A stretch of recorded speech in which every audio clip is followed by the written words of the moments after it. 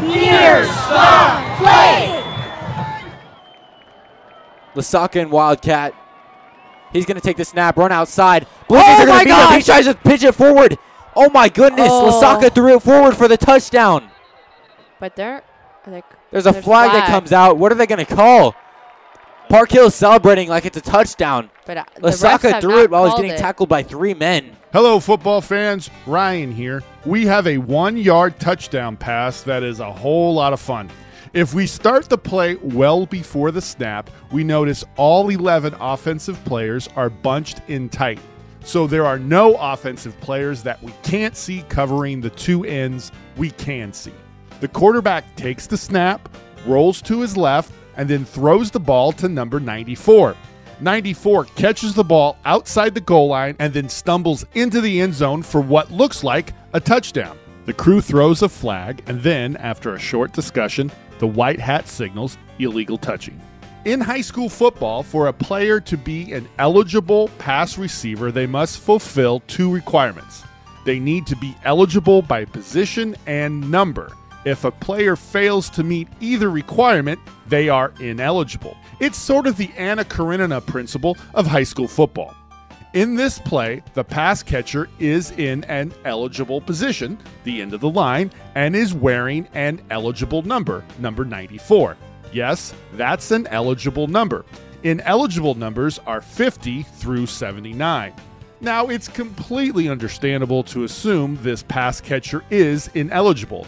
I mean, he looks like a big old lineman, and we generally don't think of numbers in the 90s as being eligible, but they are. Also, the offense used 6 players with ineligible numbers, i.e. 6 offensive linemen on the line of scrimmage. This seemed to have confused both the defense and the officials. And this leads us to the main takeaway from this play. We need to know our eligible receivers. Ideally, when we see a number like 94 lined up in an eligible position, we should say to ourselves, hey, number 94 can legally catch the ball. Let's go back to the video. They're not going to give Park Hill the touchdown. And now, are they going to replay 3rd down? I don't know. Andy Sims, head coach for Park Hills, talking to the referee. Mad about the call.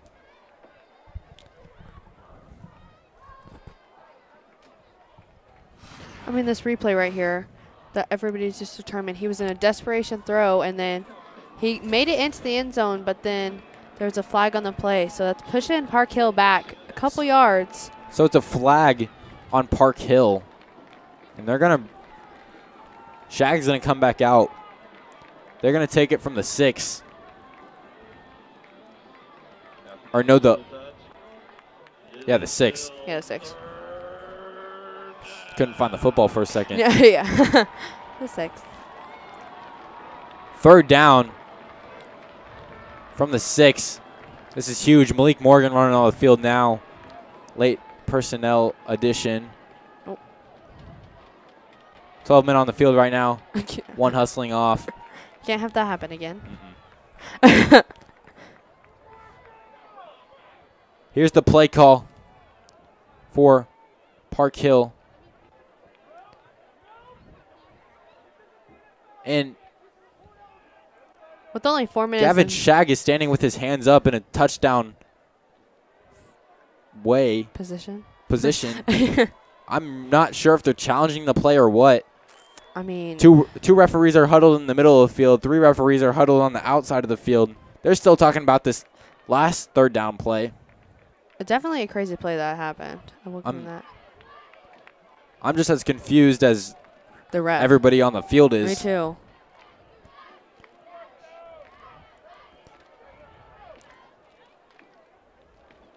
Park Hill starts to jog off the field. I'm not sure what they think the call is. Liberty's jogging to their sideline now, too.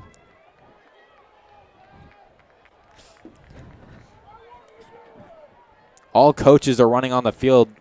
Freegon looks like he's about to go talk to some refs. Yeah. As the refs get ready to try and make this call, it gives both teams a good chance to talk about what's coming if They don't call it a touchdown.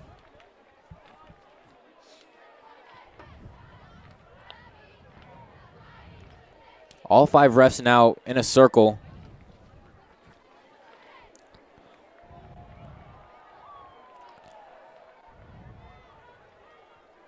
Man. I mean, either way, one side's going to be happy and one's not. So definitely a hard call. I mean, and with this close of a game, I mean, it's very precise about these calls. I'm going to tell you my perspective. I think Park Hill got the touchdown, but if there's a flag, they're going to bring it back. Yeah. They're trying to call something right now.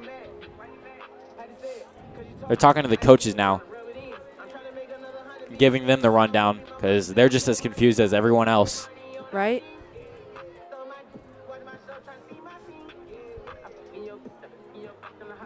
Four coaches, 3 coaches consult Freegon, 1 consult Coach Sims.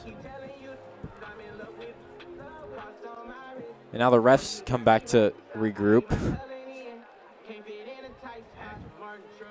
And they're going to call it a touchdown for Park Hill. Wow. They're going to call it a touchdown. I'm not surprised. Me neither. The only thing holding it back was that flag. I think that's what made it confusing. But Lasaka did throw a pass behind the line of scrimmage into the end zone. I'm thinking maybe they're talking about an eligible man. The touchdown, I couldn't quite pick up on it, but it might have been to a lineman. So maybe the eligible/ineligible man downfield was what they were mainly talking about. I'm dying to know how the crew came to the epiphany that the touchdown was indeed the correct call. What occurred to change the ruling? While we've been talking about an ineligible catching a legal forward pass, there may have been an ineligible receiver illegally downfield. Number 78, who was lined up in an eligible position but wearing an ineligible number, thus making him ineligible, may have been too far downfield. The video is inconclusive, but it is something to think about. Of course, for 78 to have committed a foul for being illegally downfield, he needed to have been past the expanded neutral zone, which can be expanded up to 2 yards downfield, before the pass left the QB's hands. And the legal forward pass had to be caught beyond the line of scrimmage. Both of those things are really close, and while it's worth a discussion, I think a foul for ineligible illegally downfield is probably just too close to call.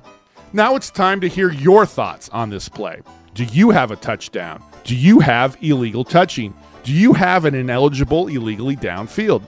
Please put your wisdom, insights, and experiences in the comments section below. As always, we want you to join the discussion, so please tell us what you think. As for me, I'm off to reread Anna Karenina. Wait, you know what? I think I might just see the movie instead.